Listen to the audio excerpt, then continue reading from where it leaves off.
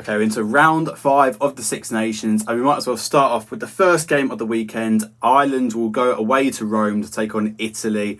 And lot riding for both these teams in a way, because Ireland are still in contention of winning the Six Nations, and Italy, after the back of 2 dreadful losses for them against France and England, will be hoping to have a sort of final redemption of their Six Nations campaign, especially at home in front of the Italian fans. So yes, a big game for both teams. Let's get straight into the Italian team first.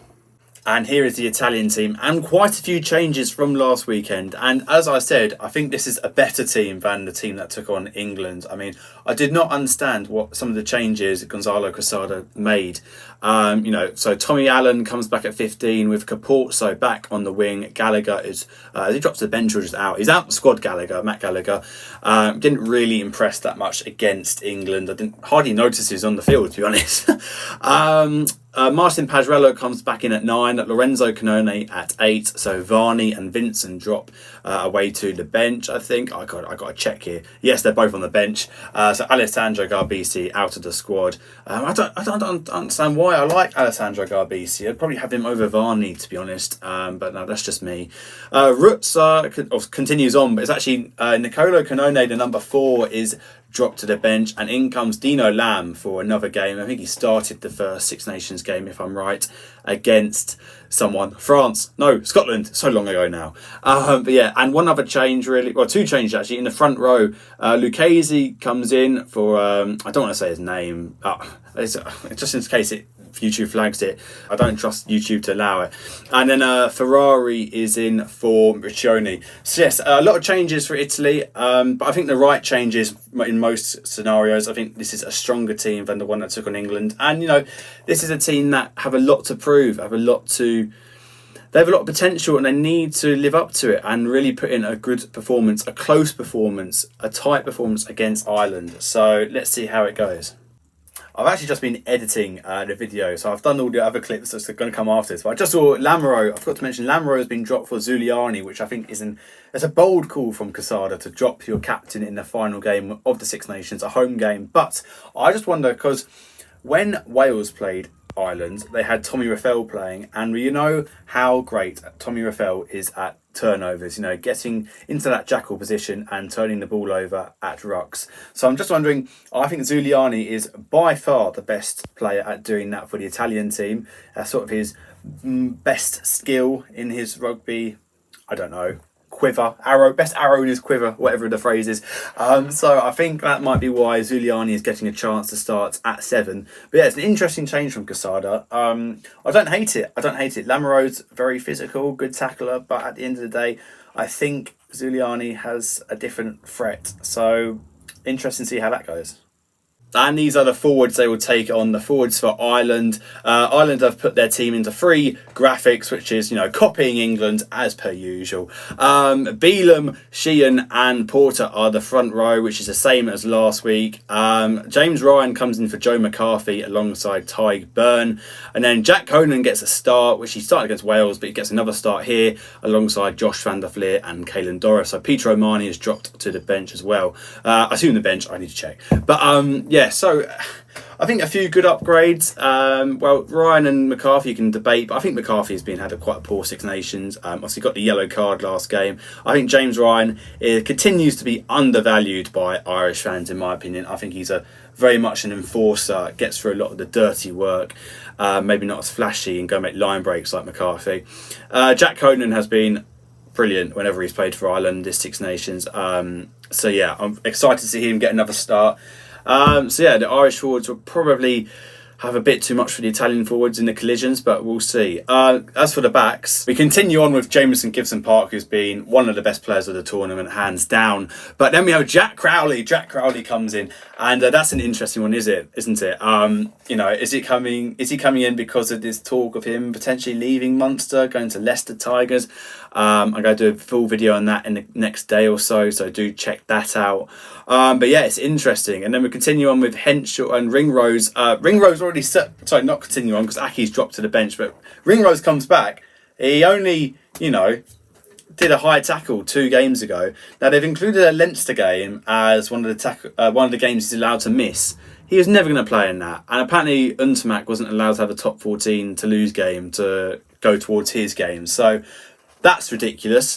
Ringrose should not be allowed to play this game, but there we are. Also, two games for a tackle like that he came in flying. I can't remember who it was on. One of the Welsh players. That is, I don't know how he's allowed to play already. A bit disgusting in my opinion. James Lowe and Mac Hansen are the 2 wingers. They're both back from short-term injuries, and Hugo Keenan as the fullback. So a very, very strong Irish backline. You could argue the strongest backline. I'll probably say Bundyaki over Henshaw, even though Henshaw I do believe is a world-class centre. They have 3 world-class centres, the Irish. But you could argue this is the strongest team. Prendergast out for a more experienced Jack Crowley. Obviously Prendergast is a very, very highly talented player who has a huge potential, a huge ceiling, but I don't think he's quite there yet. But yeah, let's get into the subs quickly. I can't be asked to edit it. There we go. McCarthy, Boyle and Furlong's. Like Furlong's back. That's his first appearance, isn't it? Even off the bench in a long time. So Furlong's back. Joe McCarthy and O'Malley, the 2 dropped from the forwards last week, or this week from last week. And then Conor Murray, Sam Prendergast and Bundy Aki. And I've just realised there's no Cian Healy, which is a shame. I know, well, maybe it's not a shame. He said he's going to retire from Ireland after this Six Nations. And he scored a try in the last few minutes in a home game at the Aviva. So maybe that's a nice way to go out, actually. But Peter O'Mahony and Conor Murray also said they're going to leave at the end of the season, or at the end of the Six Nations. So they'll get one last appearance for Ireland. But yeah, Conor Murray and Prendergast are the half-back pairings on the bench, and Bundyaki is there to cover whichever centre they decide to take off or get a red card. But there we go. That's the Irish team. Lots of depth. Yeah. So guys, if you got this far, the video's not done yet, but if you got this far, please do like the video and subscribe. It really does mean a lot to me. I'm trying to get as many subscribers as I can. I'm trying to put up so much content right now, so please do like and subscribe. Thank you. But let's talk about how the actual game's going to go. I mean, the fact that James Lowe's back is definitely going to help the Irish territory game. I think that's where they struggled a little bit in the second half against France. They didn't have that big boot of James Lowe. Prendergast and Jamie Osborne have good kicks on them, but no James Lowe's. So yeah, that's going to help them. Prendergast on the bench, I think it's good for him to be on the bench. He'll have, when he can come on in the second half, there's less pressure. He can just sort of play his own game. He's playing Italy, so it should be a bit easier than the French, of course. So yeah, might be good for Prendergast to be on the bench. Yeah, I mean, Italy have been doing quite well the high balls, so there might be a few more high balls. Ireland, I don't think have really been doing a huge amount of high balls, although Hugo Keenan is so reliable under them. Probably the best in the world with, like, a Kinghorn. So will Italy get much joy from the high ball this game? I'm not sure. But Tommy Allen, you got to think, is going to, and Garbisi both playing, has got to try and be towards more of a kicking strategy than a running one, you would think.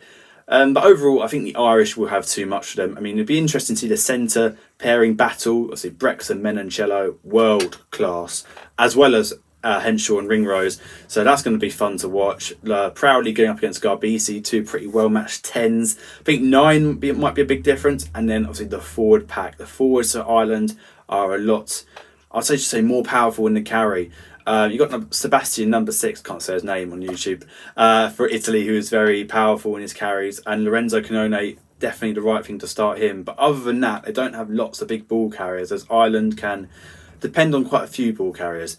So yeah, it's going to be an interesting game. I do think Ireland will win this, probably by 15 to 20 points, not as high as the England-Italy margin and France-Italy margin. So I do think Italy will make it a bit closer. They need to make it close. So their last game, a home game for them in the Six Nations. They need to really put on a show for their fans to show that they are building, they are improving, which I think they are, but they just need to show it. So yeah, I'm going to go for an Ireland win, 15, 20 points. Let me know what your thoughts are, guys, in the comments below. We're going to have England, whoever are playing, Wales preview, Scotland, France preview. I'm going to do a video on Jack Crowley. I'm going to do a video on other stuff. Do subscribe, and all that stuff will be coming your way in the coming days. Maybe a fantasy Six Nations one as well, because I came 7th in the world last round. So yeah, I'll get onto that. And yeah, if you got this far, thank you so much for watching, and I will hopefully see you in the next one. Cheers, guys.